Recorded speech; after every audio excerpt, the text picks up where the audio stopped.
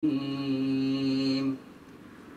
الله الرحمن الرحيم والعصر إن الإنسان لفي خسر إلا الذين آمنوا وعملوا الصالحات وتواصوا بالحق وتواصوا بالصبر.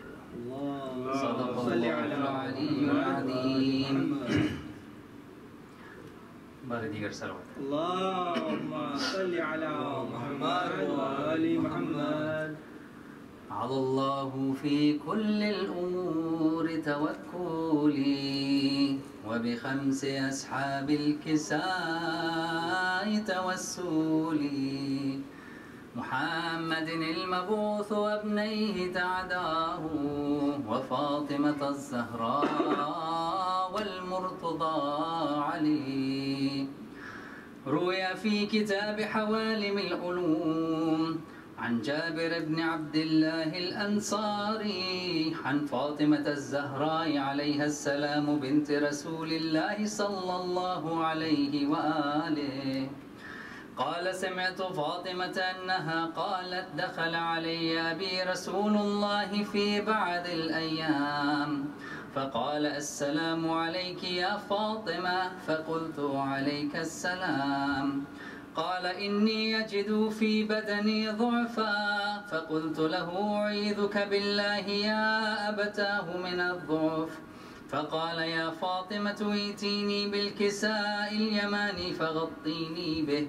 فأتيته بالكساء اليماني فغطيته به وسرت أنظر إليه وإذا وجهه يتلالو كأنه البدر في ليلة تمامه وكماله. اللهم صل على محمد وآل محمد. فما كانت إلا ساعة وإذا بولدي الحسن قد أقبل وقال: السلام عليك يا أمّا. فقلت: عليك السلام يا قرة عيني وثمرة فؤادي. فقال: يا أماه إني أشم عندك رائحة طيبة كأنها رائحة جدي رسول الله. فقلت: نعم إن جدك تحت الكساء. فأقبل الحسن نحو الكساء وقال: السلام عليك يا جداه يا رسول الله، أتأذن لي أن أدخل معك تحت الكساء؟ فقال: وعليك السلام يا ولدي ويا صاحب حوضي، قد أذنت لك. فدخل معه تحت الكساء.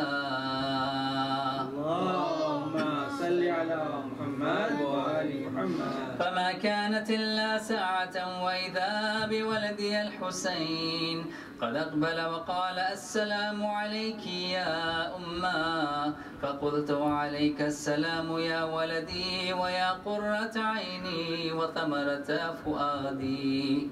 فقال لي: يا أماه إني أشم عندك رائحة طيبة كأنها رائحة جدي رسول الله. فقلت: نعم إن جدك وأخاك تحت الكساء. فدنا الحسين نحو الكساء وقال: السلام عليك يا جدا، السلام عليك يا من اختاره الله، أتأذن لي أن أكون معكما تحت الكساء؟ فقال: وعليك السلام يا ولدي ويا شافع أمتي، قد أذنت لك. فدخل معهما تحت الكساء. اللهم صل على محمد وآل محمد. فأقبل عند ذلك أبو الحسن علي بن أبي طالب وقال: السلام عليك يا بنت رسول الله. فقلت: وعليك السلام يا أبا الحسن ويا أمير المؤمنين. فقال: يا فاطمة إني أشم عندك رائحة طيبة كأنها رائحة أخي وابن عمي رسول الله. فقلت: نعم ها هو مع ولديك تحت الكساء. فأقبل علي نحو الكساء وقال: السلام عليك يا رسول الله، أتأذن لي أن أكون معكم تحت الكساء؟ قال له: وعليك السلام يا أخي ويا وصي وخليفتي وصاحب لوائي، قد أذنت لك. فدخل علي تحت الكساء. اللهم صل على محمد وآل محمد. ثم أتيت نحو الكساء وقلت: السلام عليك يا أبتاه يا رسول الله، أتأذن لي أن نكون معكم تحت الكساء؟ قال: وعليك السلام يا بنتي ويا بذعتي، قد أذنت لك. فدخلت تحت الكساء. فلما اكتملنا جميعا تحت الكساء، أخذ أبي رسول الله بطرف الكساء وأومأ بيده اليمنى إلى السماء وقال: اللهم إن هؤلاء أهل بيتي وخاصتي وحامتي، لحمهم لحمي ودمهم دمي، يؤلمني ما يؤلمهم ويحزنني ما يحزنهم. أنا حرب لمن حاربهم وسلم لمن سالمهم وعدو لمن عاداهم ومحب لمن أحبهم. إنهم مني وأنا منهم، فاجعل صلواتك وبركاتك ورحمتك وغفرانك ورضوانك علي وعليهم، وأذهب عنهم الرجس وطهرهم تطهيرا.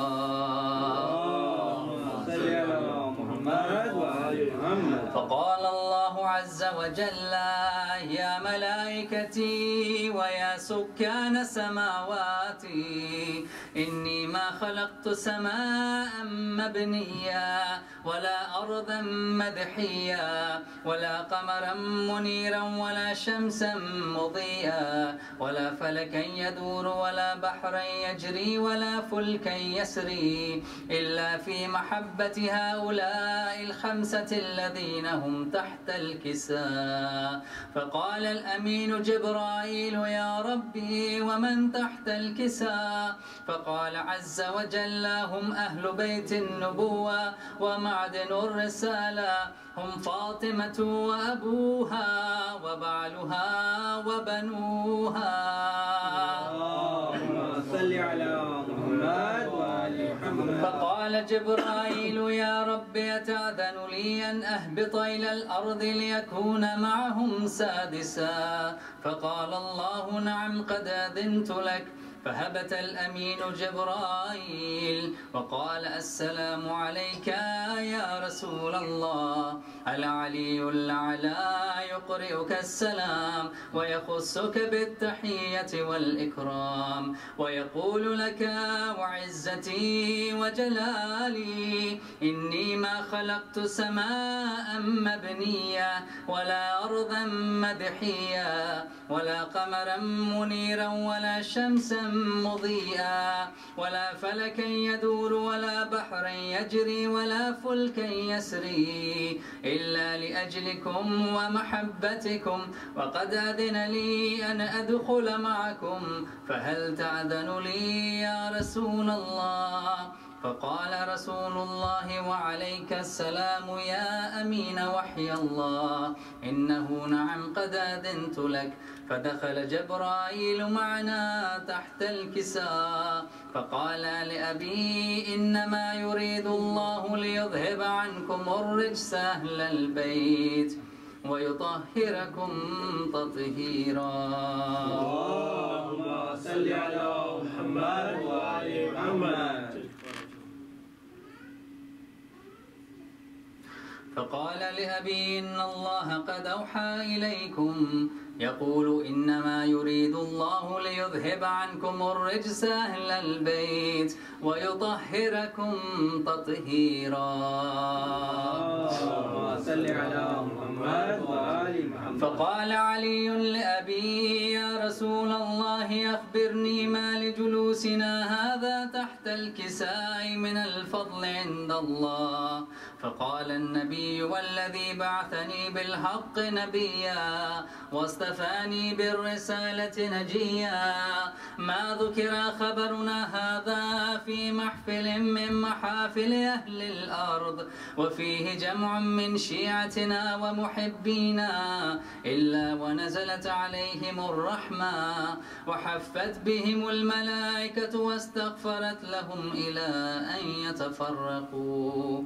فقال علي إذا والله فزنا وفاز شيعتنا ورب الكعبة. فقال النبي ثانيا يا علي والذي بعثني بالحق نبيا واصطفاني بالرسالة نجيا ما ذكر خبرنا هذا في محفل من محافل أهل الأرض وفيه جمع من شيعتنا ومحبينا وفيهم مهموم إلا وفرج الله هما ولا مغموم إلا وكشف الله غما ولا طالب حاجة إلا وقضى الله حاجتا. فقال علي إذا والله فزنا وسعدنا وكذلك شيعتنا فازوا وسعدوا في الدنيا والآخرة ورب الكعبة. اللهم صل على محمد وآل محمد. Please recite Surah Al-Fatiha for all the Muharram. بسم الله الرحمن الرحيم.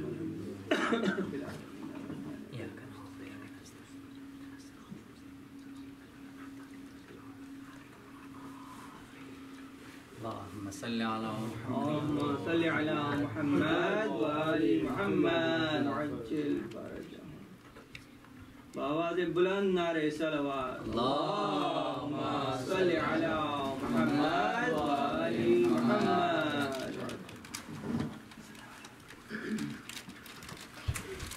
محمد وآل محمد صلوات. اللهم صل على محمد وآل محمد. ہم حسین والے ہیں ہم حسین والے ہیں ہم حسین والے ہیں ہم حسین والے ہیں. یہ ہماری قسمت ہے ہم حسین والے ہیں ہم حسین والے ہیں ہم حسین والے ہیں. ہم نبی کے عاشق ہیں ہم علی کے دیوانے ہم نبی کے عاشق ہیں ہم علی کے دیوانے اور حسن سے نسبت ہے ہم حسین والے ہیں ہم حسین والے ہیں ہم حسین والے ہیں. ہم سے فاطمہ زہرا کر چکی ہے ایک وعدہ ہم سے فاطمہ زہرا کر چکی ہے ایک وعدہ اب ہماری جنت ہے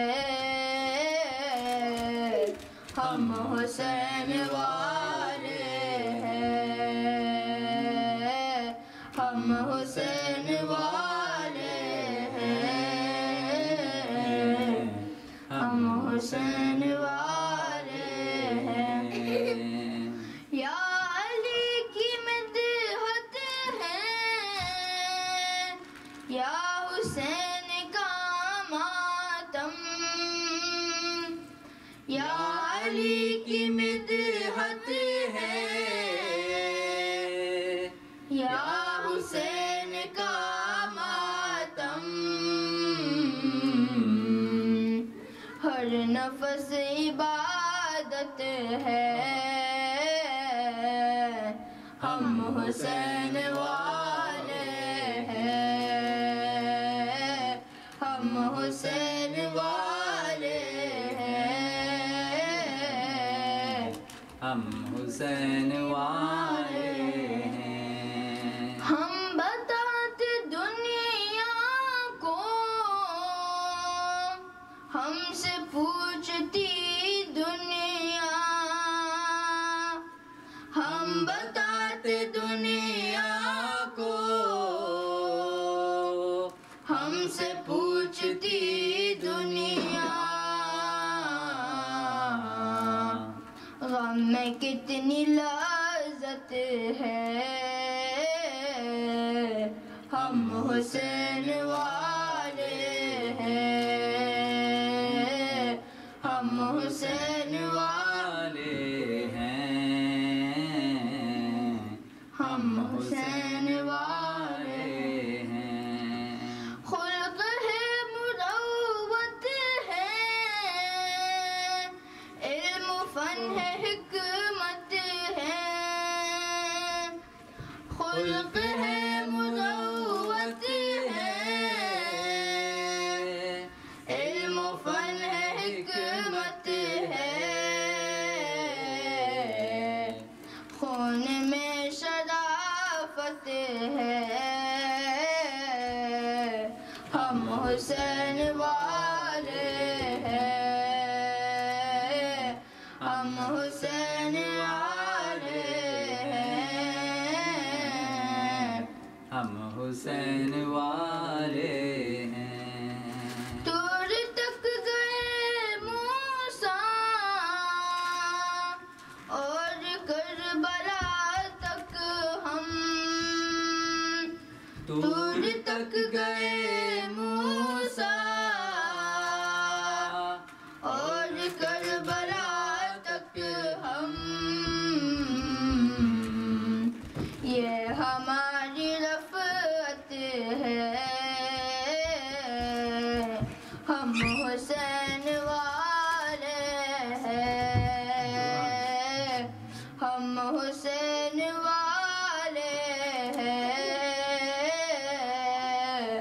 ہم حسین والے ہیں، چاہے ہم جہاں بھی ہو، کربلا ہے میں آزمی، چاہے ہم جہاں بھی ہو، کربلا ہے میں آزمی، مستقل سکونت ہے، ہم حسین والے ہیں، ہم حسین والے ہیں، ہم حسین والے ہیں، یہ ہماری قسمت ہے، ہم حسین والے ہیں، صلوات اللہم صلی علی محمد وآل محمد. آپ کھانا کھائیں گے؟ آپ کھانا کھائیں گے؟ فاتحہ. اللهم صل على بسم اللہ الرحمن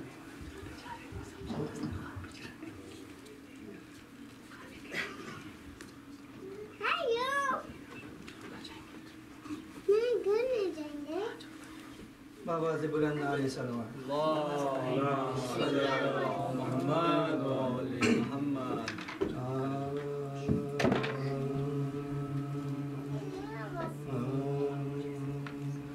کیا آمد ہلال محرم کا شور ہے، ارض و سما میں شیعوں شور ہے، فوج ملائکہ میں اسی غم کا شور ہے، برپا ہے حشر دیدۂ پرنم کا شور ہے، برپا ہے حشر دیدۂ پرنم کا شور ہے، سنی ہے قبر فاتح بدر و حنین کی، آتی ہے ہر طرف سے صدا شور و شین کی، آتی ہے ہر طرف سے صدا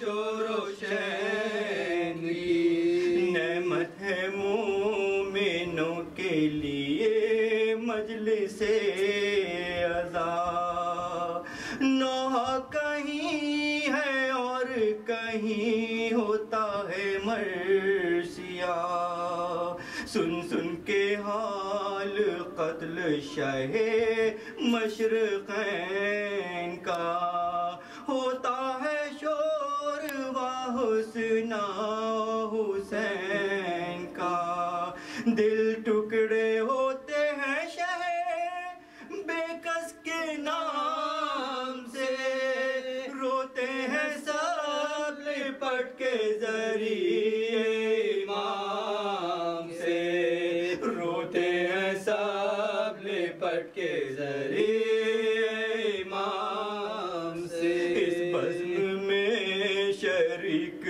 رسول خدا بھی ہیں، ساتھ ان کے اولیاء بھی ہیں اور انبیاء بھی ہیں، نالا پسر کے حال پہ مشکل کشا بھی ہیں، تھامے ہوئے جگر حسن مجتبیٰ بھی ہیں، تھامے ہوئے جگر حسن مجتبیٰ بھی ہے، سن سن کے مرثیے کو یہ رقت جو ہوتی ہے، تم سب کے ساتھ روح ائمہ بھی روتی ہے، تم سب کے ساتھ روح ائمہ بھی روتی ہے، بولے بہن سے روکے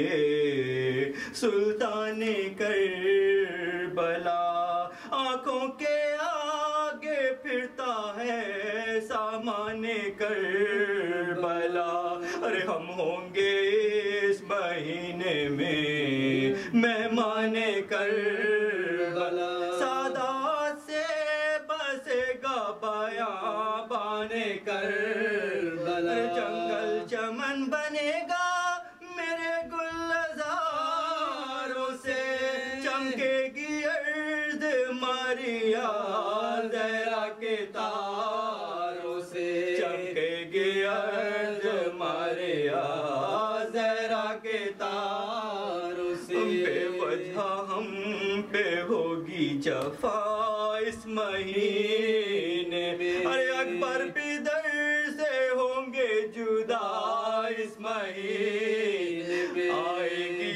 بے کسوں پہ بلا اس مہینے میں، ہم ہوں گے آسیوں پہ فدا اس مہینے، ہم ہوں گے آسیوں پہ فدا اس مہینے میں، چاند کس طرح کے عجب غم کا چاند ہے، اور زینب یہ چاند ماہ محرم کا چاند ہے، زینب یہ چاند ماہ محرم کا چاند ہے، یہ ماہ فاطمہ کو لحد میں رلائے گا، اور اس ماہ میں مزار نبی تھر تھر آئے گا، یہ ماہ شام میں قبر علی کو جائے گا، یہ ماہ نو ہمیں ستم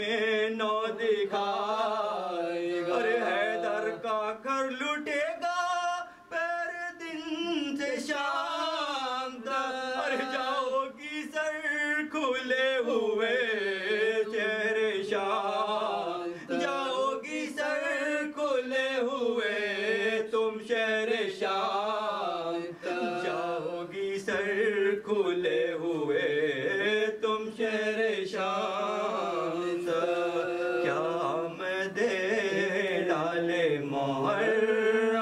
मशहूर है। सलवात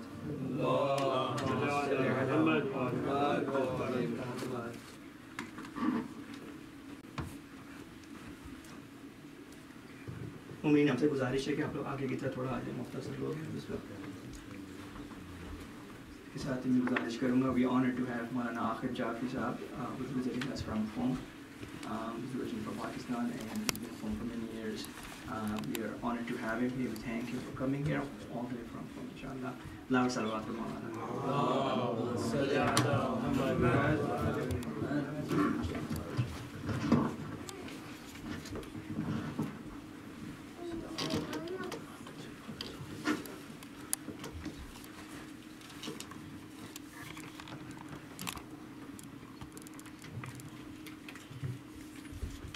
Recite a salawat. اللهم صل على محمد وآل محمد.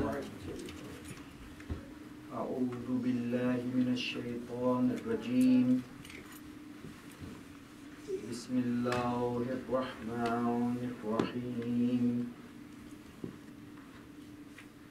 الحمد لله رب العالمين. والصلاة والسلام على سيد الأنبياء والمرسلين وخاتم النبيين سيدنا ونبينا وشفيع ذنوبنا وطبيب قلوبنا بالقاسم محمد. اللهم صل على محمد وآل محمد. وعلى أهل بيته الطيبين الطاهرين الغر الميامين المعصومين من يومنا هذا إلى يوم الدين. أما بعد، فقد قال الله تبارك وتعالى في كتابه المجيد وخطابه المتين وهو أصدق القائلين وقوله الحق. بسم الله الرحمن الرحيم. وما خلقت الجن والإنس إلا ليعبدون. صلوات. اللهم صل على محمد وآل محمد. Allah subhanahu wa ta'ala did not create this universe and the stars and the sun and the moon and the planets. All of this universe was not created in vain. There's a purpose behind the creation of this universe. What is the purpose of that creation? Why was this vast universe created? Let me ask you this question first. Why is it important to know the purpose behind the creation of the universe? If a person does not know the purpose, let's be more specific. What is the purpose of your creation? Were you created for a purpose? Or there was no purpose behind your creation? Was there a purpose? Yes or no? Yes. Getting some blank faces and blank looks as well. Definitely there was a purpose behind our creation, and there was purpose behind the creation of the universe. Why is it important to know that purpose? If I fail to recognize the purpose of creation, if I fail to know the purpose behind the creation of the universe, will I lose on something? If I know the purpose behind the creation, will I benefit? If you know the purpose of your creation, or if you do not know the purpose of your creation, will you benefit or will you lose anything? The answer to this question will determine why it is important to know the purpose behind your creation. What will happen if you do not know the purpose of your creation? You'll still live this life, You'll still go to work, you'll still go to school, college, university. You'll make a living, you'll get married, you'll have kids, you'll live your life. You may leave tons of wealth for your children. So if you do not know the purpose of life, or if you know the purpose of life, is there anything at stake?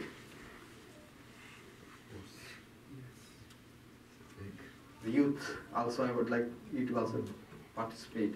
Is there anything at stake? What?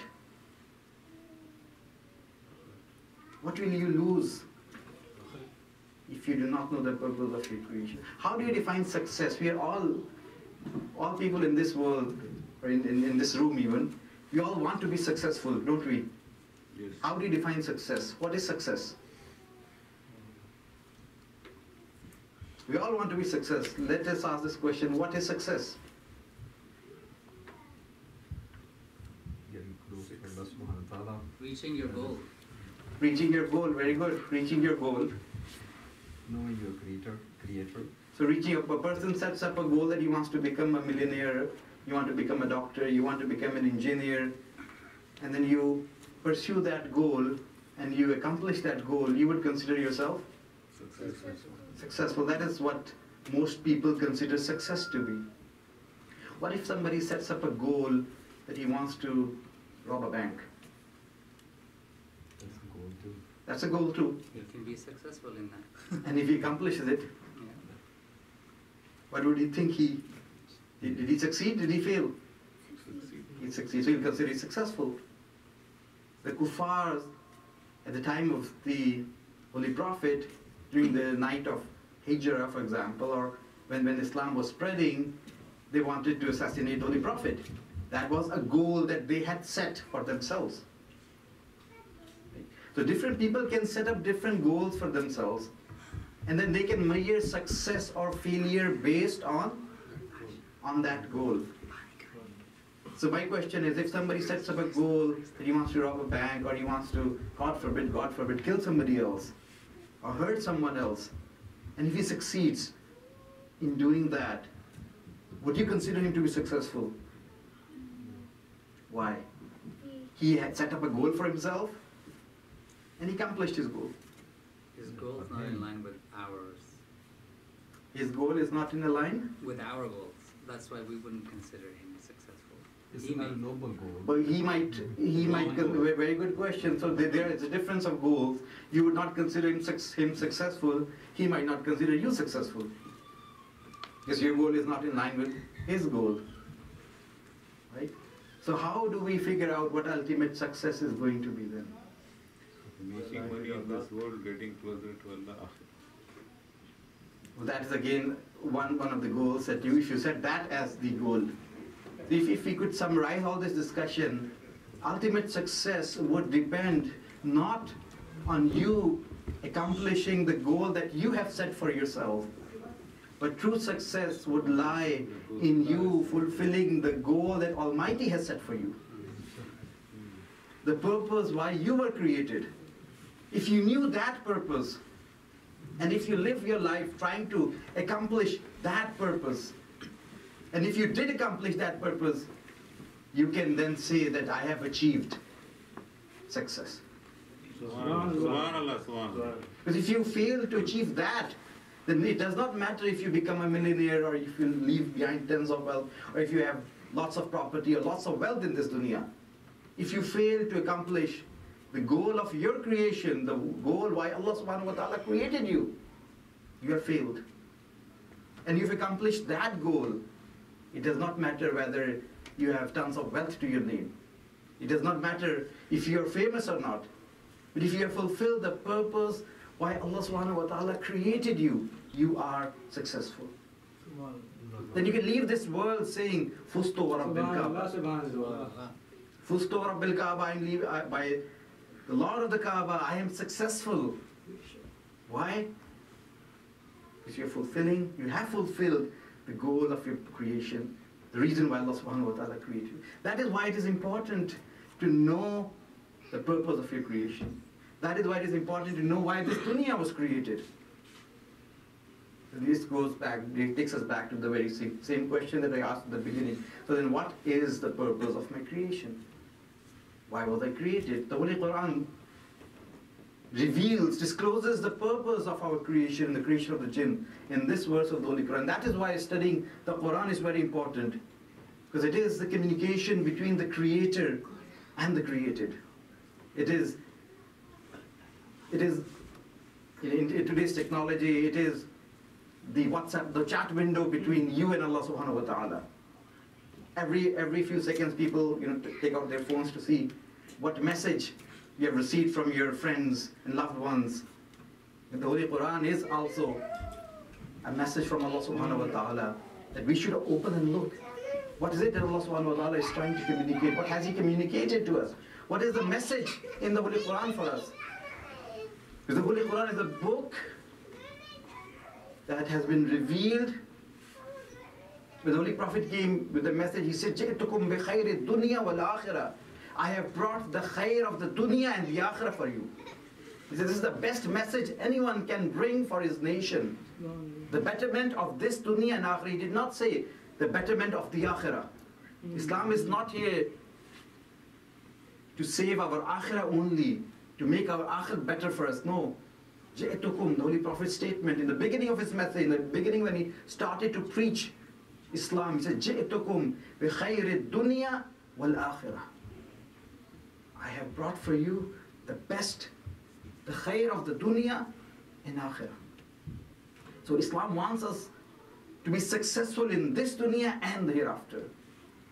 Islam doesn't want you to be a failure in this dunya so that you can secure your akhirah. No. It wants you to have the best of both worlds.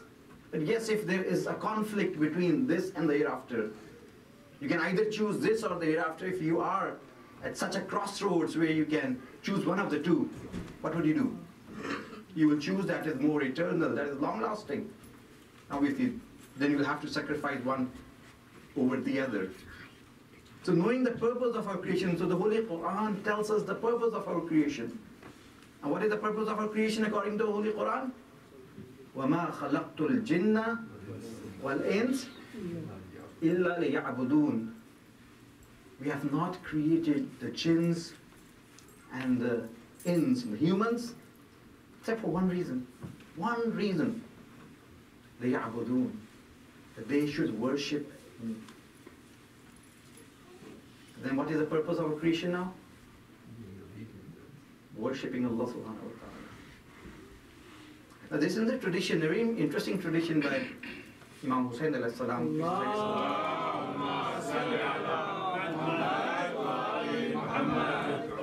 Where he addressed his companions saying, Ya ayyuhan nas, inna Allah azza zikruh, ma khalaqa al-ibad illa liya'rifuh.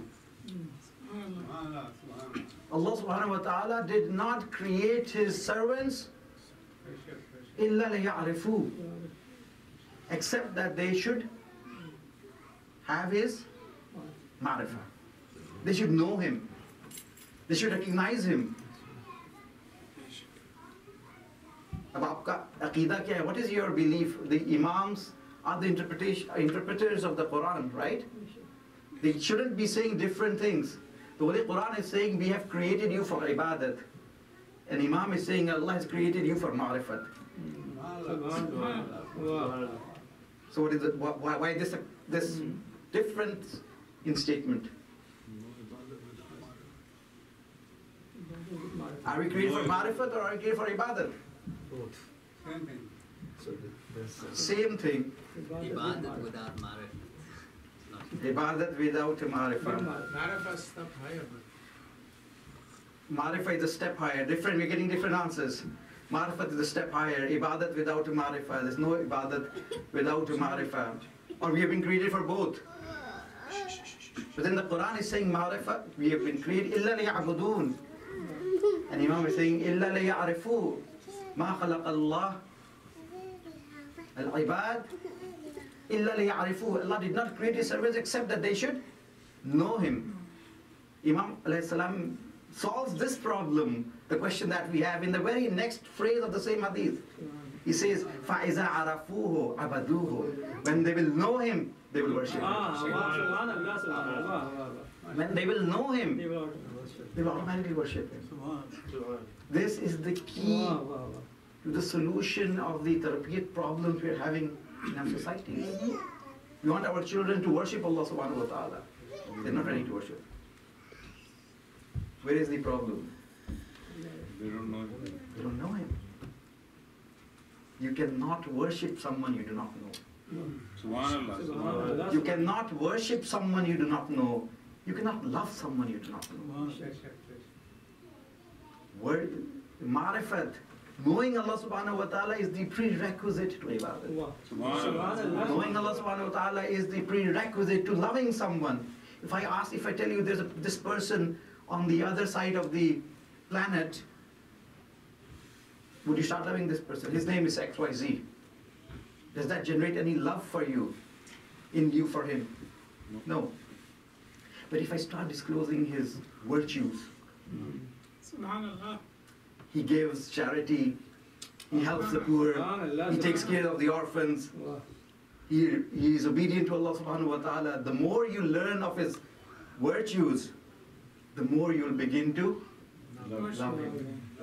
So love cannot occur, love cannot happen if you do not know that person. You cannot hate a person without knowing him. The moment you learn, if love was so natural that, even without knowing you could love somebody, then all marriages would be successful. And then initially, marriages, people begin to, or want to love each other, but then when they notice the vices or problems or defects in other people, then naturally there is a problem. Because if you know somebody's, and if you know their illnesses, and if you know their vices, it becomes difficult to love that person. And if you know their virtues, it becomes easy. And let me ask you this question. So can we all agree that loving or hating someone is not in your control?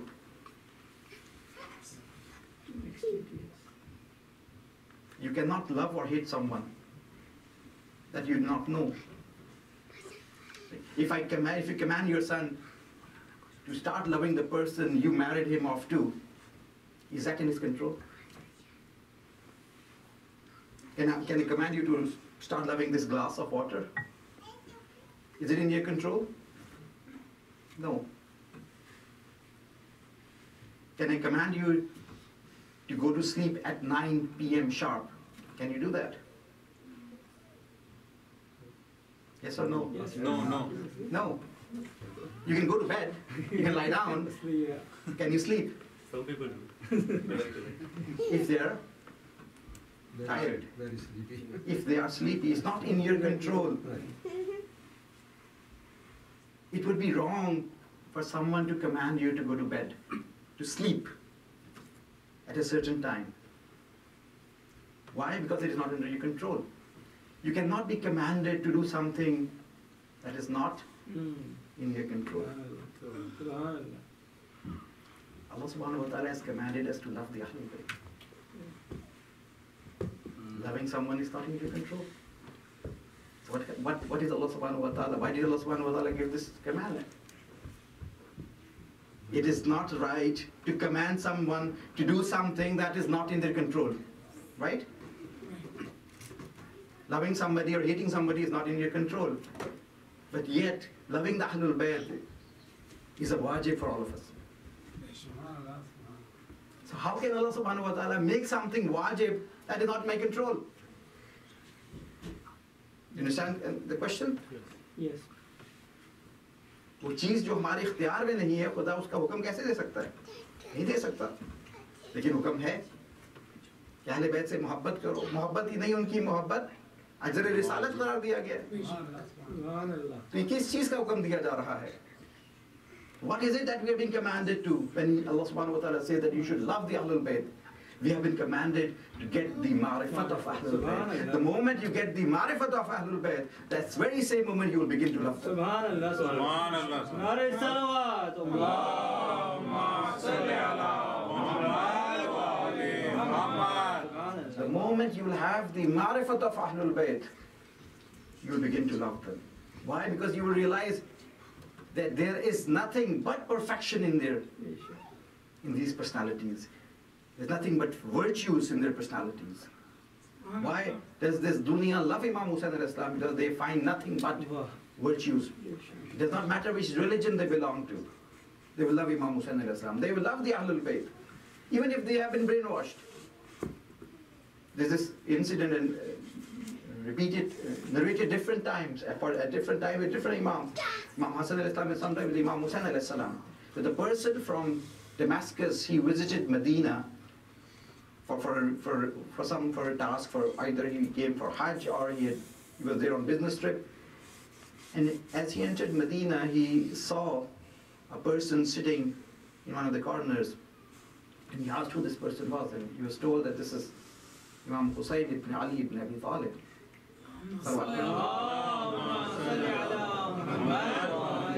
So the moment he learned that this is Imam Hussain ibn Ali ibn Abi Talib, he started to abuse the Imam. He started to curse the Imam, and he said whatever he could. And when he had emptied himself, when he was done abusing the holy Imam, the Imam turned to him politely, and without rebuking him, the Imam said to him, "It seems that you are a stranger in this town." He said, "Yes." He said, "Are you from Sham? Are you from Syria? From Damascus?" And he said, "Yes." The Imam said, I know the reason why you have said these things to me." He said, "You're a stranger in this town. If there's anything you need, you're welcome to my house. If you're hungry, I'm ready to provide you food. If you need clothing, I'm ready to provide you. If you have a loan that you need to repay, you're welcome to take it from me." He said, "I felt so ashamed that I prayed to Allah subhanahu wa ta'ala for the earth to open and swallow me." And he said that when I was leaving Medina, he said this when he was leaving Medina, he said that when I entered Medina, I did not meet anyone on the surface of this earth more than Ali and his children. And when I'm leaving Medina, I do not love anyone more than Ali and his children. I do not love anyone more than Imam Ali al-Islam and his children. What happened? What happened to this person when he came, when he left? What had changed? He learned about Imam Hussain al-Islam. He learned about Imam Ali al-Islam. His marifat had changed. He did not have the marifat of the Imam before. And now when he was leaving with the marifat of the Imam. And that is why he did not love them then. And when he was leaving, he could not stop but loving them.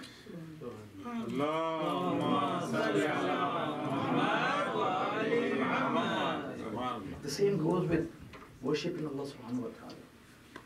You cannot love Allah subhanahu wa ta'ala if you do not know Allah subhanahu wa ta'ala. You cannot worship Allah subhanahu wa ta'ala if you do not have the ma'rifat of Allah subhanahu wa ta'ala.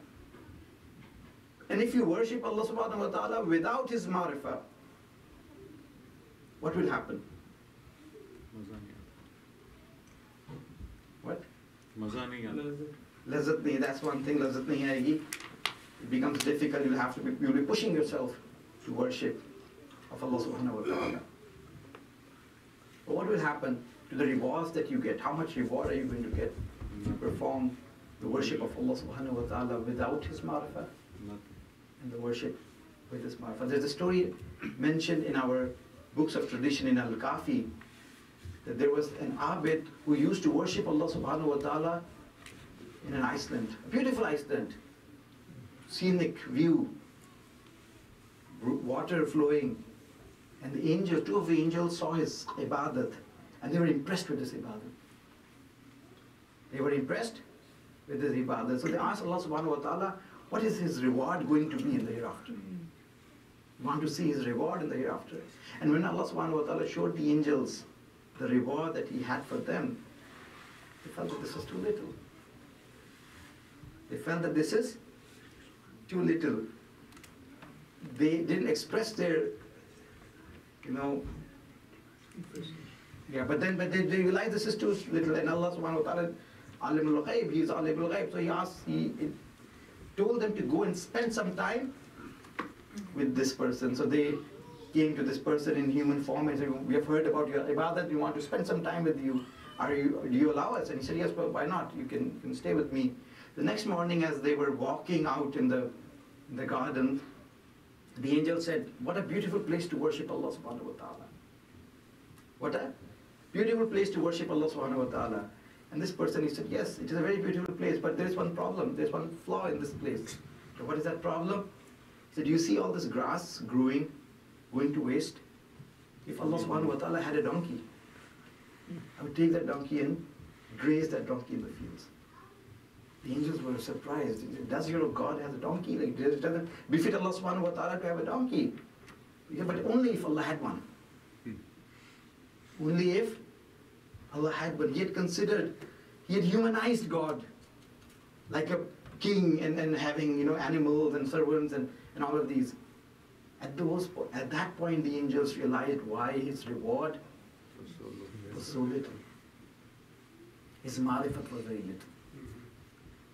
That is why it is important to invest in our marifat. What is the difference between the 2 rakat namaz of a great alim and the 2 rakat namaz of Amirul Mu'mineen? It takes the same amount of time. 10 minutes, 15 minutes. The actual time taken for the ibadat and the actual acts that are done takes the same amount of time. But the difference, there's tons of difference between the value of this ibadat and the value of that ibadat. Where does the difference lie? It's not in the extent of the actions. It is in the marifat. It's in the marifat. So any investment that you can make in improving your marifat is worth making. Subhanallah. Any investment, 10 years of your life, 50 years of your life. Kana aksaro ibadat Abi Dharr, the tradition says, Kana aksaro ibadat Abi Dharr, a major portion of Hazrat Abu Dharr's ibadat. It does not say was salat or sawm or hajj or zakat or anything like that. Kana aksaro ibadat Abi Dharr at-tafakkur wal-i'tibar. What's tafakkur? What's contemplation? Doing tafakkur. What is the purpose behind the creation? What is my purpose in life? Am I fulfilling that purpose in life? Who is the divinely appointed guides? Am I following them? Am I following my sharia? Am I earning? Am I making a halal living? Am I spending the God-gifted money in a halal way? Tafakkur wal itibar. Itibar means drawing lessons from what you see around. You visit a graveyard, there are lessons to be drawn. Yesterday, these people used to walk on the floor, on the earth. Today, they are beneath the earth. Tomorrow, I will also be there. There are lessons to be drawn from whatever you see. Kana aksara ibadat Abi Dharr at-tafakkur wal-i'tibar. So it is very important to increase our ma'rifah. Our worship will be rewarded according to the marifah. This is one, if this one statement you can take from today's speech, I would think that I've delivered the message. Investing as much time, as much effort you can in your marifah is worth making the investment. 10 years, 20 years, 30 years, 40 years. Because then after that marifah, that one act of yours will weigh heavily. Why does the tradition say tafakkaru sa'atin khayrun min ibadati sana? Or in certain traditions says min ibadati sittina sana. A moment of contemplation is better than 70 years of worship. 70 years of worship. A moment of contemplation. Why? Because this moment of contemplation can raise your marifat from here to here. And that increase in marifat would then raise the reward and value of your ibadat from here to there. And this applies to all walks of life. This also applies to the movement of Imam Hussain alayhi salam. The more marifat we have about the movement of Imam Hussain alayhi salam, the more marifat we have about the mission of Imam Hussain alayhi salam, the more the reward of coming to this majlis and gaining from it. Different people with different marifah might be sitting in a majlis, spending the same amount of time. The reward is going to be different. based on ma'rifah. Some people, they will be surprised when they see they might have spent their entire life doing azadari. But then when they look at their reward, they would be surprised, it's too little. Why? Because of the ma'rifah. And there would be others who would spend little time in azadari. But because of the understanding that they had for Imam Hussain alayhi salam and the mission and his message, their reward would be way higher. The purpose of creation again goes back, the Holy Quran says, وَمَا خَلَقْتُ الْجِنَّ وَالْإِنسِ إِلَّا لِيَعْبُدُونَ. The purpose of our creation was ibadat. How much do we know about the purpose of our creation? How is Allah worshipped? Are there any prerequisites for worshipping Allah subhanahu wa ta'ala? Because we know one now, one of the prerequisites of worshipping Allah subhanahu wa ta'ala is ma'rifah. And Nahjul Balagha Amir al-Mu'minin refers to this point in the very first sermon, Awwaluddin Ma'rifatuh. The first and foremost in religion is the ma'rifah of Allah.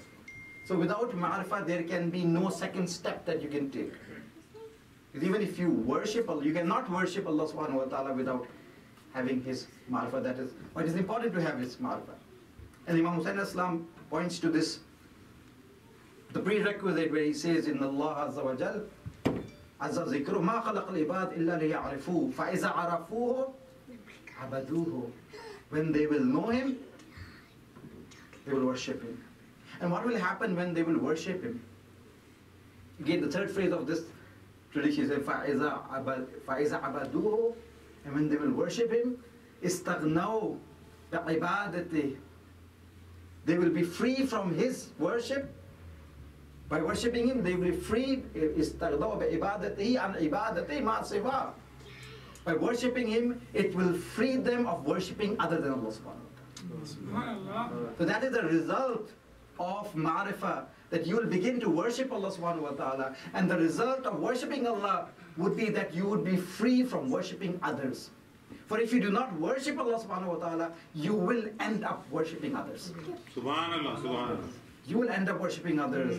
You would end up worshipping wealth or power or status, fame, popularity. These are the non-seen idols of today that are being worshipped. When you're willing to give up everything to get wealth, when you are ready to go all lengths to become popular, so then that is your God. That is whom you're worshipping. Imam says when they will worship Allah, it will free them from worshipping others than Allah subhanahu wa ta'ala. How important it is, therefore, to know the purpose of our creation, to know how to worship Allah, to know Allah subhanahu wa ta'ala. A person stood up and asked a very important question. He said, Ma ma'rifatullah. So if everything is depending on ma'rifat of Allah subhanahu wa ta'ala, Ma ma'rifatullah. He did not ask, Kaifa yurafullah. How will Allah be known? He said, Ma ma'rifatullah. What is the ma'rifat of Allah subhanahu wa ta'ala? Beautiful reply, inshallah, in the coming days we'll talk about this more. He said, Ma ma'rifatullah. What is the ma'rifat of Allah subhanahu wa ta'ala? And the Imams replied, Ma'rifatu ahla zamanin imama zamanihim alladhi yajibu alayhi ta'atu. The ma'rifat of the imam of their time whose obedience is wajib on them. Allahumma salli ala Muhammad. The ma'rifat of the imam of your time is the ma'rifat of Allah. It's a very important, a very deep connection between the ma'rifat of your imam, of the imam of your time, and the ma'rifat of Allah subhanahu wa ta'ala. We will try to discover what this relationship is and how knowing the imam means knowing Allah subhanahu wa ta'ala. In the coming days, we will discuss this in more detail. Inshallah. Please try to salawat. Allahumma salli ala Muhammad wa ali Muhammad. Recite this one more salawat. Allahumma salli ala Muhammad wa ali Muhammad. Now, similarly, It is therefore important, as we are commemorating these days of Imam Hussain al-Islam, to know and to have the ma'rifat of Imam Hussain al-Islam and his mission. Because without knowing the purpose of Imam Hussain al-Islam, just like you cannot be successful if you do not know the purpose of your creation. You cannot conduct successful majalis if you do not know the purpose behind the movement of Imam Hussain al-Islam. Subhanallah. These majalises, these gatherings are a continuation of the same message. They are a continuation of the same movement of Imam Hussain al-Islam. If you do not know the purpose of Imam Hussein's sacrifice, if you do not make the objective of this majlis the same as that of Imam Hussain al-Islam's movement, you're not doing a service to Imam Hussain al-Islam. These majalis will not be successful.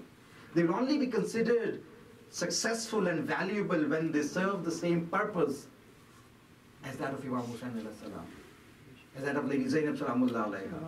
The majalises that they conducted, what was their purpose? What was the message of Imam Hussain al-Islam? Why did Imam Hussain al-Islam stand up against the oppressor? It was not the first time a person had stood up against an oppressor. Was it the first time? No. Why is it that we do not commemorate other uprisings? We focus on only this. The Holy Prophet is one of the most important personalities in Islam. He also left this world. But you do not commemorate his day of Shahadat in the very same manner as you commemorate the day of Ashura. Why? Others can ask you this question. Is Holy Prophet, is Imam Hussain al-Islam more important than the Holy Prophet? Why do you not commemorate his day of Shahada in the same manner, in 10 days? Or of Imam Ali al-Islam, or of Lady Zainab, Fatima Salamullah alayha, or Imam Hassan al-Islam? Why do you focus on Imam Hussain al-Islam? What was the purpose of his uprising? Why did he stand up against Yazid? In order to measure the success or failure of his movement, we need to know the purpose behind his movement. How would you know if Imam Hussain was successful or failed? How would you know? Would you judge by whether he survived or he died? Is that the criteria? No. A soldier wants to defend his country, he sacrifices his life and is able to defend his country. Is he successful? Has he failed? Successful. Why? Purpose was defending. Because he has fulfilled the purpose why he laid his life. You're not going to say he's failed because he lost his life. You'll say he's successful because he fulfilled the purpose of that he was after. So in order to figure out whether Imam Hussain al-Islam succeeded, was victorious, or he failed, but you have to know the purpose of Imam Hussein's movement.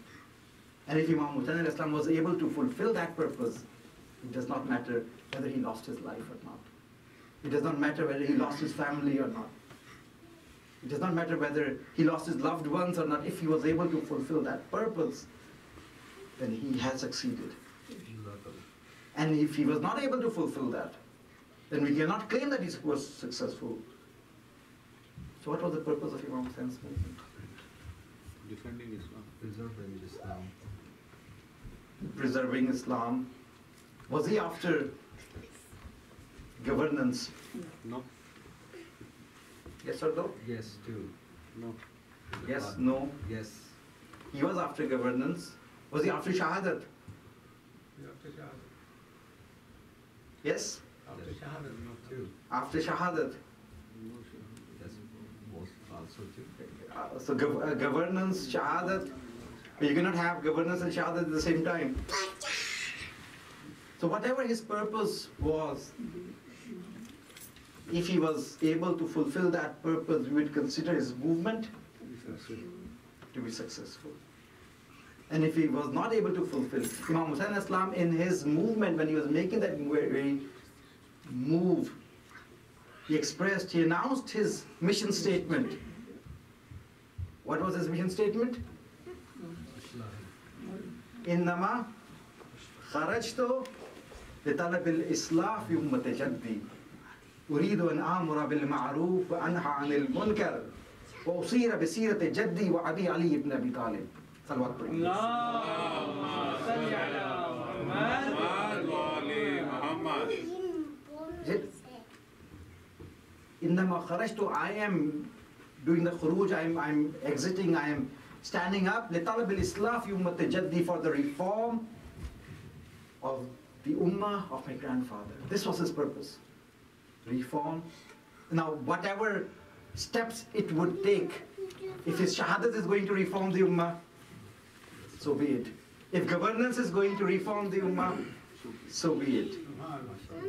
So his purpose was islah of the ummah of his jad. And shahadat is a tool for that.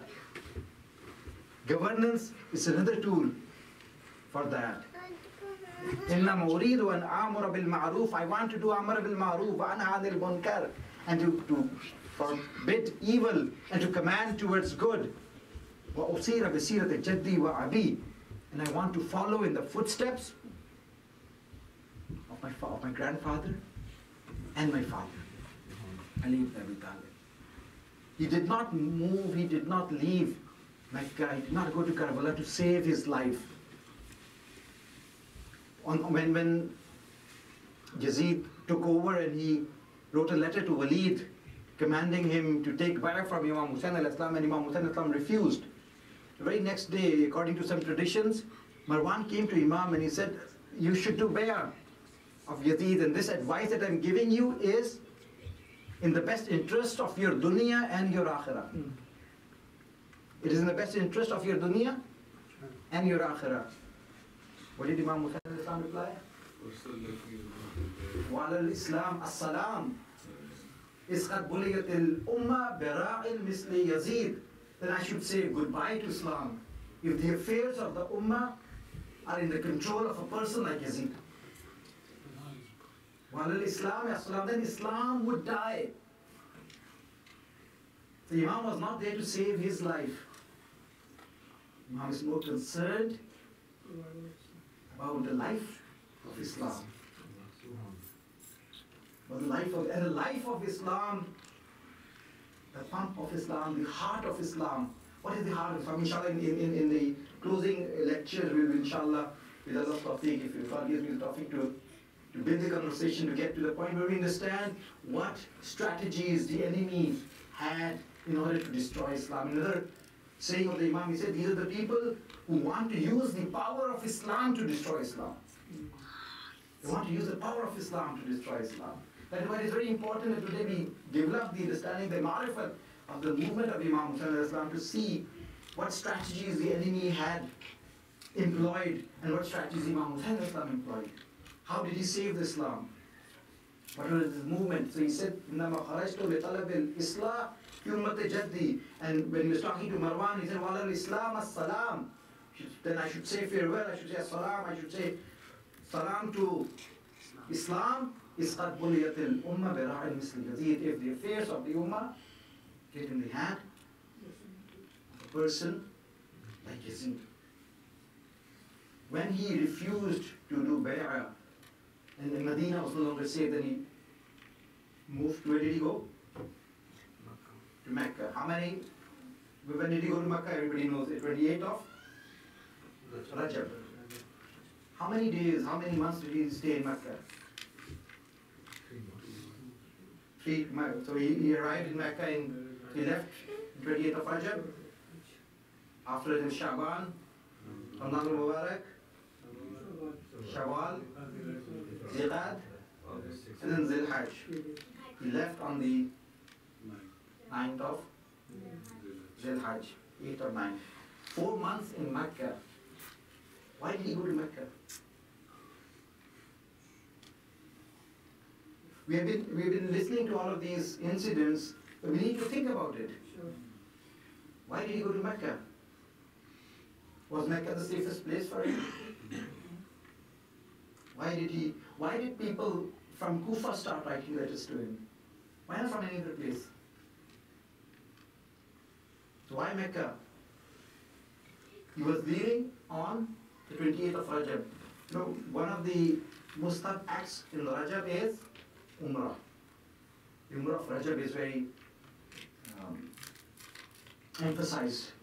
Aqib bahut hai ki Umrah Rajab Umrah kare. So it means that a lot of the people would be gathered in Mecca at that time. Moving to Mecca would be a way to spread why he is not submitting to Yazid. He would express his message statement. He would tell people why he is not submitting to Yazid, what it means. He can disclose the true face of Yazid to as many people as he can. And then he stayed there till Ziqad. And again, when in those days when people used to come for Hajj, you did not have aeroplanes and you wouldn't land on the same day or a few days. People would maybe start their journeys weeks before. So when he was leaving Mecca on the 8th and on the 9th, everybody who was planning on doing Hajj that year was in Mecca. And people from all over the Islamic world. It's like just sending one message to an entire group. Being in that place, this is what it meant. Even though he knew that he would not be spared in Mecca. That's why he left Mecca. Why did letters started pouring in from Kufa? Again, this has a history as well. Kufa was under the rule of Amir al-Mu'mineen, the people did bay'ah to him, and Basra as well. And these people, under the leadership and the Khilafat of Amir al-Mu'mineen, had fought many battles with Muawiyah, the people of Sham. And then after the peace treaty that took place between Imam Hassan al-Islam and Syria, the ruler of Sham, he had always appointed terrible and cruel rulers in Kufa. They had given him a free hand. In the letters that they wrote to Imam Hussain al-Islam, they described the wrongdoings that the leaders have done to them, the leaders of Muawiyah. And in one of the statements he said that he would kill the goods among us and leave behind the evil people. Imagine a community where the pious people are being slaughtered and the corrupt people are left. What would be the nature of that community? So these people had suffered a lot at the hands of the ruler of Damascus. And when they learned that Imam Hussain al-Islam had rejected to do bay'ah, they saw a light of hope. So they started writing letters. The ruler, who was the ruler at that time in Kufa? I have to go through this history, inshallah. Tomorrow we'll be going at a more with better flow, but I have to put the missing pieces together. Who was the ruler of Kufa at that time? Ibn Ziyad? No. Nu'man bin Bashir. He was not a ruler, he was a weak ruler. And because of his weakness, the people were able to write letters. And Imam did not respond to these letters. He was in Mecca, letters started pouring in one after the other. Till the day, it said that in one day, 600 letters arrived in a single day. Imam did not pay any attention. Till the day came that the number of letters reached 18,000. 18,000. At that time, the Imam took notice. And he wrote back a letter. And in the letter, after saying Bismillah ar-Rahman ar-Rahim, and doing the hamd and sana of Allah subhanahu wa ta'ala, he says, Inni ba'ithun ilaykum. I'm sending towards you, Akhi, wa ibn ammi, my brother, and the son of my uncle. Wa thiqati min ahl bayti, and a trustworthy person from my ahl bayt, Muslim min aqil. I'm sending to you, my brother, son of my uncle, and a person who is reliable from my Ahlul Bayt, Muslim bin Aqib. If he writes back to me that you are truly honest in what you have written in your letters to me, I will inshallah come to you. This is the status and this is the asmat of Muslim bin Aqil, for which the Imam says, Akhi, Ibn Ammi, wa thiqati, and a reliable, trustworthy person. The Imam is not going to use these titles for anyone without any reason. The shahadat of Muslim bin Aqil did not take place in Karbala. But if you look at the tragedies Hazrat Muslim in Aqib faced, you find traces of all the Muslims that Imam Hussain faced. He had traveled to Kufa. Imam Hussain was also traveling to Kufa. He was betrayed by the people of Kufa. Imam Hussain was also betrayed by the people of Kufa. There was thirst and hunger. The last time was a Muslim Aqib. You find thirst and hunger in the movement of Imam Hussain. You find traces of all the musibah. When he reached Kufa, he went to the house of Mukhtar. When the Mu'mineen learned of the messenger of Imam Hussain, the messenger of the Imam, they all gathered, and Imam and Muslim bin Aqil read the letter of Imam Hussain that this is the letter, if you show your honesty in what you have claimed, the Imam is going to come. They would cry, Muslim bin Aqil would read the letter and they would cry and they would do bad. These are Muslim bin Aqil expressing their honesty. 18,000 people did bay'ah with him in the house of Mukhtar, and Muslim bin Aqil then wrote a letter back to Imam Hussain affirming their statement that this is what they have said and they are ready to help you. You should come to Kufa. This letter was written 27 days before the Shahadat of Muslim bin Aqil. Now what happens in these circumstances, when these circumstances arise, the government is weak, there are always people within the communities who are weak in their iman. There were weak people who wrote a letter to Yazid saying that Muslim has come to the city, people are doing bay'ah. If you do not change the ruler, Nauman, you're going to lose Kufa. You have to appoint a more strong ruler over Kufa, so that if you want to regain control over Kufa, otherwise Kufa is gone. One of the mistakes people in communities do because of their weak iman, because their God is someone else, their God is pleasing the ruler of the time and not the imam of the time. So he wrote that letter, and Yazid immediately appointed Ibn Ziyad, who was the governor of Basra at that time. Basra and Kufa were twin cities. They appointed him, and this person Ibn Ziyad started to come to Kufa, and as he entered Kufa, he entered during the night time, intentionally. And when he entered Kufa, people were already waiting for the imam. And he had a niqab, he had a covering on his face, and when people looked at him and they thought that imam had arrived, they started to welcome the imam, and they were excited, and they were following the imam, and there was a huge gathering, not knowing that this person is Ibn Ziyad. And when he went to the mosque and he removed his veil, it only then that they realized, and then they were full of terror. They were terrified. The next morning he called everybody and he delivered a fierce speech, and he said, whoever gives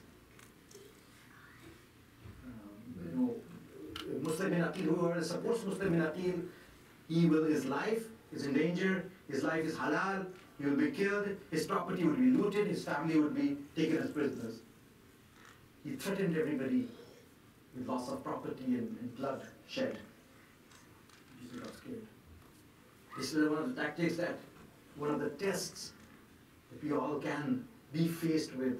There are lessons to be drawn from Karbala. This can happen, it happened then, it will happen in all times. When the going gets tough, people are tested through fear. Fear was instilled and they were afraid. And as the books of tradition narrate, what happened when a Muslim, now he had to change places and gradually he lost his support. A time came when he entered the mosque with 10 people. And when he finished his prayers and he turned back, the mosque was empty. Muslim, तनु तन्हा रह गए, अकेले रह गए. अब कहाँ जाएं? निकलते हैं बाहर, एक कूचे से दूसरे कूचे, एक गली से दूसरे गली, वही अपने घर में पनाह देने के लिए तैयार हैं. ये गुर्बत, इमाम की भी गुर्बत, इमाम की भी आशूर के दिन गुर्बत, जनाब मुस्लिम की भी गुर्बत. प्यास लगी है, भूखे हैं. एक खातून को दरवाजे पर पहुंचे तो उसका नाम है मोमिना है, उसके करीब आए, आकर पानी मांगा. मेरे मौला हुसैन ने भी पानी मांगा. جناب مسلم کو پانی مل گیا، وہ پانی لے آئی، لیکن میرے مولا حسین کو روز عاشور پانی مانگتے رہے، اپنے ششماہے کے لیے بھی پانی مانگا، آخری وقت میں اپنے لیے بھی کہا کوئی ہے جو پانی پلا دے، لیکن کسی نے پانی نہ پلایا، تو وہاں پانی لے آئی، امام نے پانی پی، جب مسلم پانی پیتے ہیں، پانی پی کر وہیں پر دہلیز پر بیٹھ جاتے ہیں، اس مومنہ نے کہا کہ زمانہ پورا شوق ہے، پانی پی لیا آپ نے، کیا پیاس بجھی نہیں آپ کی؟ کہا پیاس بجھی، کہا تو پھر چلے جائیے، میرے دروازے سے چلے جائیے۔ جناب مسلم خاموشی سے بیٹھے رہے، اس نے دوسری مرتبہ کہا میرے دروازے سے چلے جائیے، جناب مسلم نے کوئی جواب نہیں دیا۔ جب اس نے تیسری مرتبہ تکرار کیا کہ میں اپنے دروازے پر آپ کو بیٹھنے کی اجازت نہیں دیتی، تو ایک مرتبہ جناب مسلم اٹھ کھڑے ہوئے، بس اتنا جملہ کہا کہ اس شہر میں میرا کوئی گھر نہیں، میں کہاں جاؤں، میں اس شہر میں غریب ہوں، میرا نام مسلم بن عقیل ہے، میں وہ ہوں جس کو اس شہر والوں نے مہمان بلا کر تنو تنہا چھوڑ دیا۔ جب سنا کہ میں کہہ رہے ہیں میں مسلم بن عقیل ہوں، مومنہ تھی اپنے گھر میں لے آئی، آپ مسلم ہیں، آپ حسین کے سفیر ہیں، اپنے گھر میں داخل کیا، ایک کمرے میں رکھا، کھانا لے کر آئی، لیکن میرے سفیر حسین نے کھانا نہیں تناول فرمایا، ہاں پانی پی لیا تھا لیکن کھانا نہیں پی کھایا۔ ایک مرتبہ اس کا بیٹا آتا ہے، توبہ کا بیٹا آتا ہے، دیکھا کہ ماں ایک کمرے میں بار بار رفت و آمد کر رہی ہے، پوچھا کمرے میں کون ہے؟ ماں نے جب بتایا کہ کمرے میں مسلم بن عقیل ہے، کہا بیٹا ہماری خوش قسمتی، مسلم بن عقیل ہمارے مہمان ہیں۔ اس بیٹے نے جا کر مخبری کر دی۔ ابھی کچھ دیر گزری تھی کہ باہر گھوڑوں کی ٹاپوں کی آوازیں آنا شروع ہوئی، تلواروں کی آوازیں اور نیزوں کی آوازیں آنا شروع ہوئی۔ جناب مسلم سمجھ گئے، اپنی زرہ کو لیے، اپنی تلوار کو نکالا، نکل کے بعد جنگ شروع کی۔ کس شجاعت سے جنگ کر رہے ہیں؟ حسین نے بھی شجاعت سے جنگ کی تھی، یہ سفیر حسین ہے، اس کا نمونہ آپ کو یہاں پر بھی ملے گا۔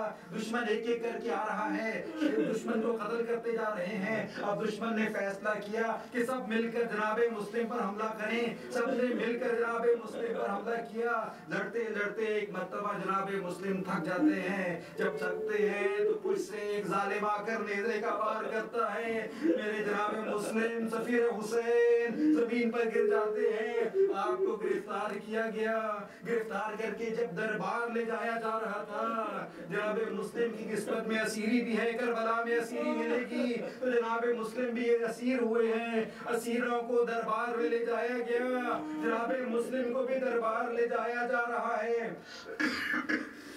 جب دربار لے جایا جا رہا تھا تو جناب مسلم کی آنکھوں سے آنسو جاری تھے۔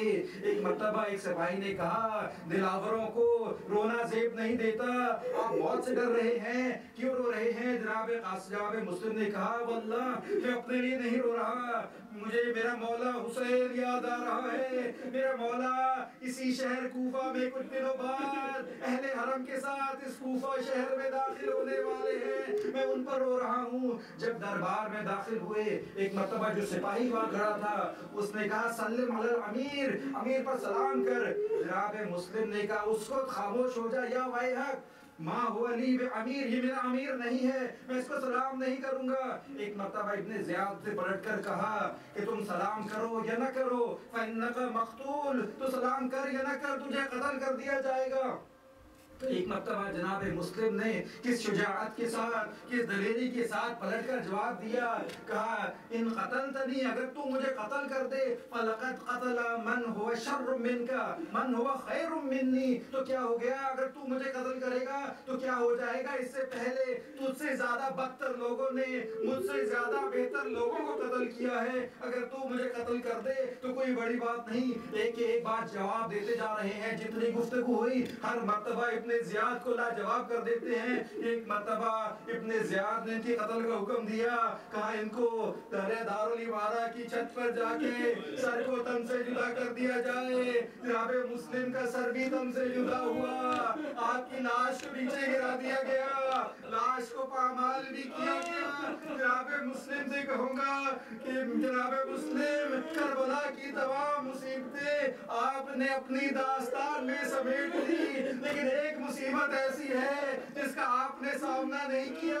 جب آپ دربار میں داخل ہوئے تھے، کس شجاعت کے ساتھ داخل ہوئے ہیں، کس طرح سے جواب دے رہے ہیں، لیکن ابھی کچھ عرصے بعد اسی دربار میں میرے مولا امام سجاد داخل ہوں گے، ہاتھوں میں ہتھکڑی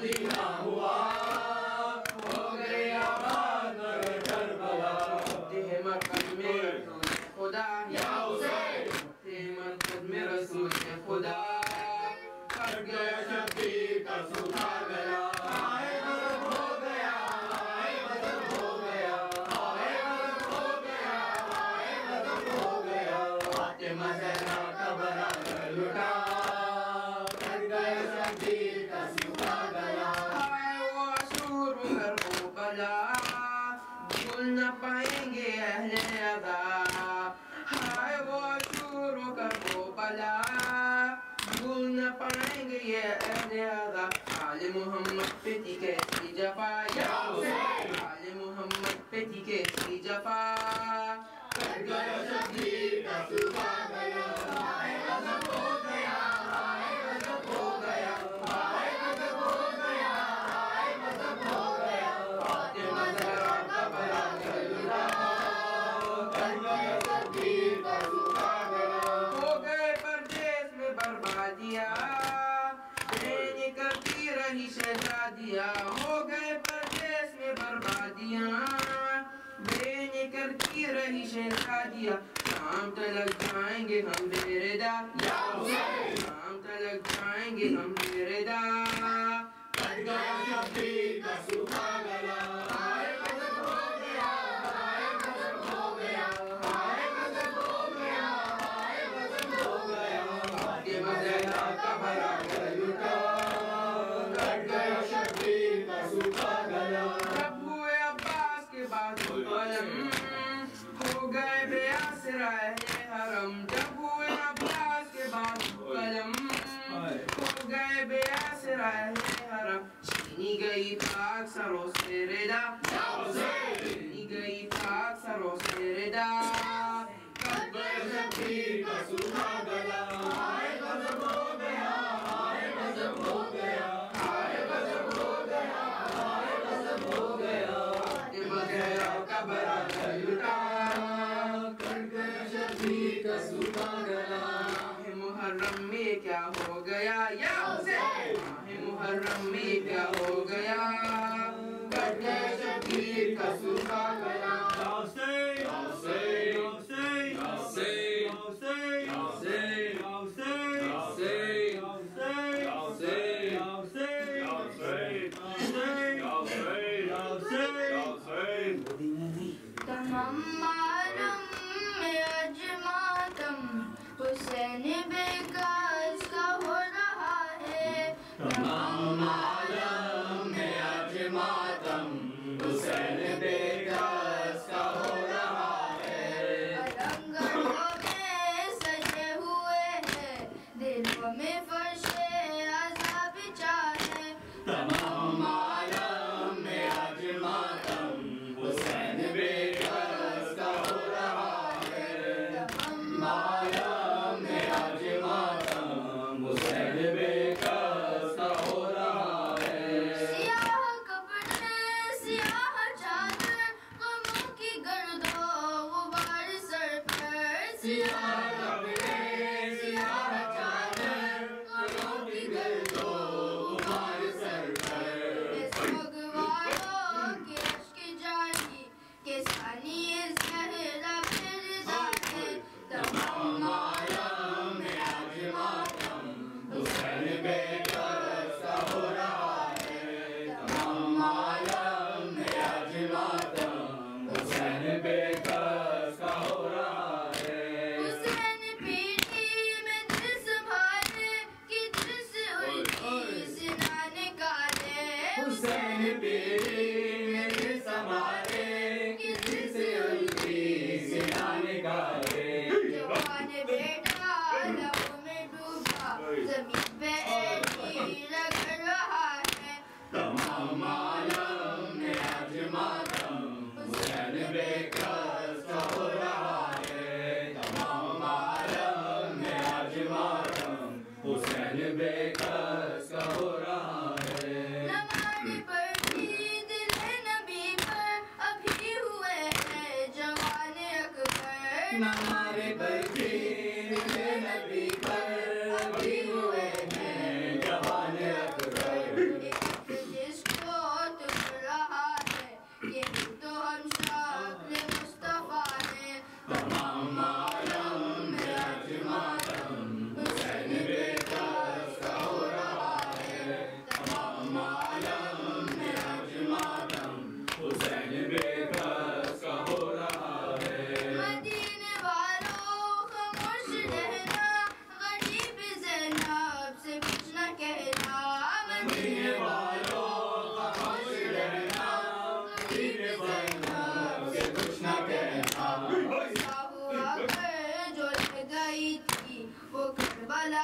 में उजड़ गया है।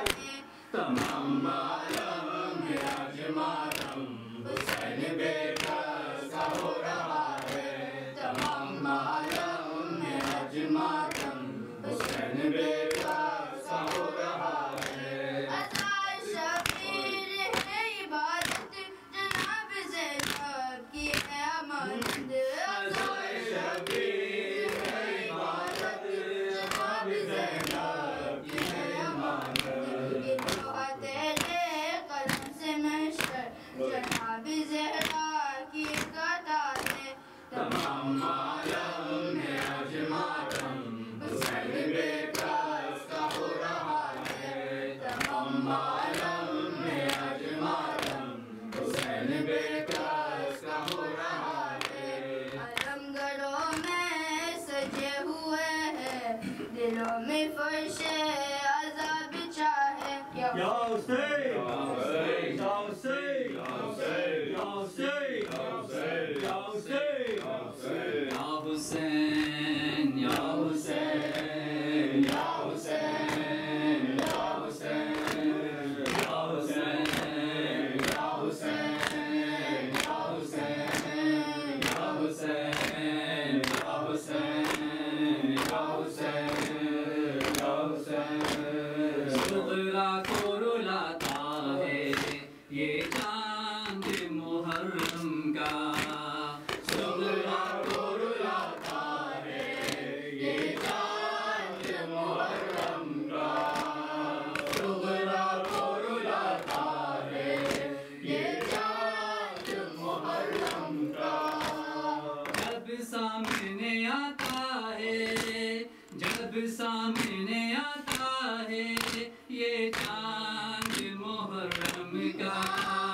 सुगरा को रुलाता है ये चांद मुहर्रम का। सुगरा को रुलाता है ये चांद मुहर्रम का। हम सूरत ज़हरा से भाई के बिछड़ने की खातून क़यामत से घर बार उजड़ने की घर बार उजड़ने की रुदाद सुनाता है ये चांद मुहर्रम का। सुगरा को रुलाता है ये चांद मुहर्रम का। सुगरा को रुलाता है ये चांद मुहर्रम का। काटा है गला लोगों से रोज के प्यासे का।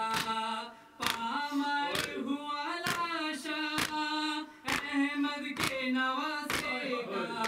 अहमद के नवासे का हर एक को बताता है ये चांद मुहर्रम का। सुगरा को रुलाता है ये चांद मुहर्रम का। सुगरा को रुलाता है ये चांद मुहर्रम का। तस्वीर दिखाता है अहमद की जवानी की। हर शख्स को दुनिया में करबल की कहानी की। करबल की कहानी की तफसीर बताता है ये चांद मुहर्रम का। सुगरा को रुलाता है ये चांद मुहर्रम का। सुगरा को रुलाता है ये चांद मुहर्रम का। करबल की ज़ियारत को दो आँख तड़पती थी। शबीर तेरे गम में जो आँख बरसती थी वो आँख बरसती थी। उस आँख को बाता है ये चांद मुहर्रम का। सुगरा को रुलाता है ये चांद मुहर्रम का। सुगरा को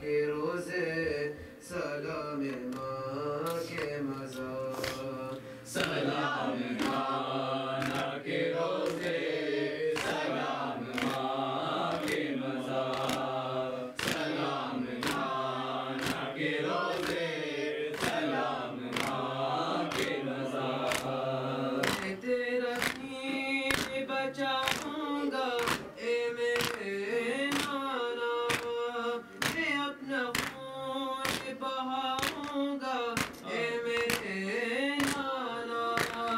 हुसैन जाता है मरने, हुसैन जाता है मरने, सलाम माँ के मज़ार, सलाम माँ के रोज़े, सलाम माँ के मज़ार, सलाम नाना के रोज़े, सलाम माँ के मज़ार। मेरी शफी के सफ़र बन के साथ चलना, सफ़र पे खाता हूँ कपड़े मेरे बदनमा,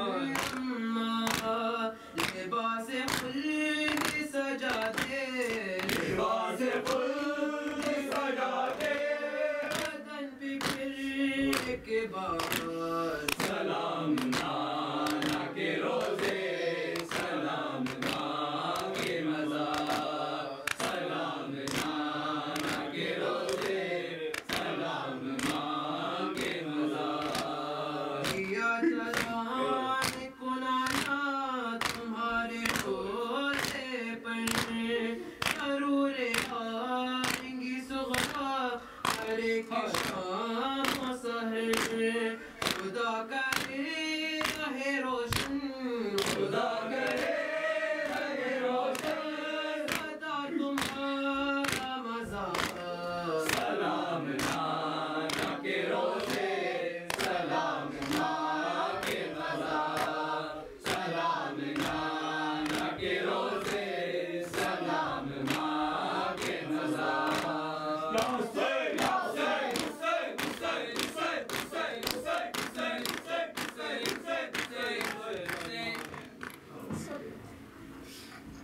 सल्लल्लाहु अलैका या रसूल अल्लाह, सल्लल्लाहु अलैका या हबीब अल्लाह, सल्लल्लाहु अलैका या खातमल अंबिया व रहमतुल्लाहि व बरकातुह।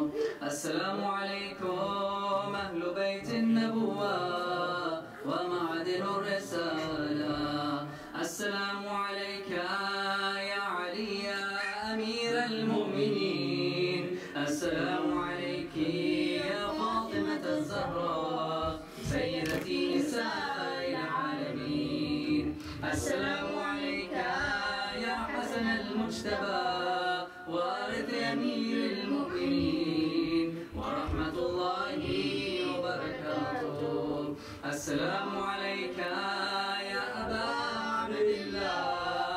وعلى الأرواح التي حلت بفنائك، عليك مني سلام الله أبدا ما بقيت، وبقي الليل والنهار، ويجعل الله آخر العهد مني لزيارتكم. السلام على الحسين وعلى علي بن الحسين وعلى أولاد الحسين وعلى أصحاب الحسين، خصوصا سيدي ومولاي أبو الفضل العباس بن أمير المؤمنين وقاسم بن الحسن ومسلم بن عقيل وهاني بن أرباب وحبيب بن مظاهر وهر بن يزيد الرياحي. السلام عليكم جميعا ورحمة الله وبركاته. السلام عليكم أئمة المسلمين، علي بن الحسين ومحمد بن علي وجعفر بن محمد، موسى بن جعفر وعلي بن موسى ومحمد بن علي وعلي بن محمد والحسن بن علي والحجة القائم بن الحسن المهدي. يا مولانا يا صاحب العصر والزمان، السلام عليك يا خليفة الرحمن، السلام عليك يا شريك القرآن، السلام عليك يا مظهر الإيمان، السلام عليك يا إمامنا وإمام الإنس والجان. أسألك يا سيدي الأمان الأمان الأمان من فتنة الزمان وشر الشيطان. عجل الله تعالى فرجك وسهل مخرجك وظهورك واجعلنا من أنصارك واجعلنا من أعوانك واجعلنا من مستشهدين بين يديك ورحمة الله وبركاته. اللهم كل وليك الحجة بن الحسن صلواتك عليه وعلى آله في هذه الساعة وفي كل ساعة وليا وحافظا وقائدا وناصرا ودليلا وعينا حتى تسكنه وردك طوعا وتمتعه فيها طويلا برحمتك يا ارحم الراحمين. या रब जान पंजत रेफा का सदका इस्लाम का दामन हमें शबीर से भर दे। बच्चों को तकर अली असगर का तबस्सुम, बूढ़ों को हबीब इब्न मज़ाहिर की नजर दे। कम सिंह को मिलाए वल वलाए और मोहम्मद हर एक जवान को अली अकबर का जिक्र दे। माओ को सानिए ज़हरा का सलीखा, बहनों को सकीना की दुआओं का सर दे। मौला तुझे ज़ैनब की असीरी की कसम है, जिन मसीरों को रिहाई की खबर दे। जो चादर ज़ैनब के अज़ार मौला महफूज रहे ऐसे ख़वातीन के पर्दे। जो दीन के काम आए वो औलाद अता कर, जो मुझसे शबीर की खातिर हो कर दे। मुफ्लिस और लाल जवाहिर के वारिश मखरूज